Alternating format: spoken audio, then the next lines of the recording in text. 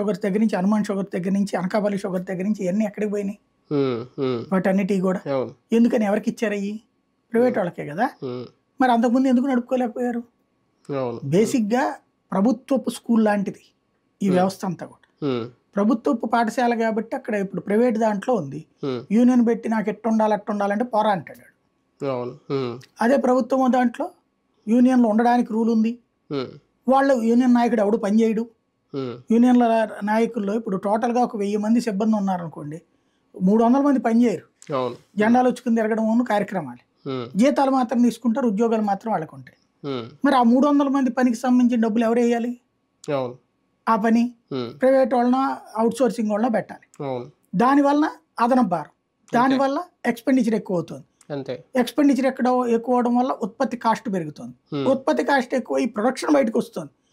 మిగతా వాటితో పోల్చుకున్న market rate ఎక్కువైంది.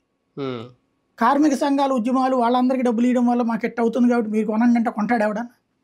లేరు కదా. రెండవది జవాబుదారీతనం తక్కువ ఉంటుంది ప్రభుత్వ రంగ సంస్థ. ప్రైవేట్ రంగ సంస్థలో రేపు పొద్దున ఉద్యోగం పోతుందనే భయం ఉంటుంది. ఆ భయం ఇక్కడ ఉండదు ప్రాక్టికల్గా. దానివల్ల వస్తుంది. నిజం ఒక ఆస్పెక్ట్లో మోడీ ఎలాగ చెప్పాలి అంటే, రాష్ట్రం మొత్తాన్ని కన్విన్స్ చేయాలంటే విశాఖ స్టీల్ ప్లాంట్కి డెడికేట్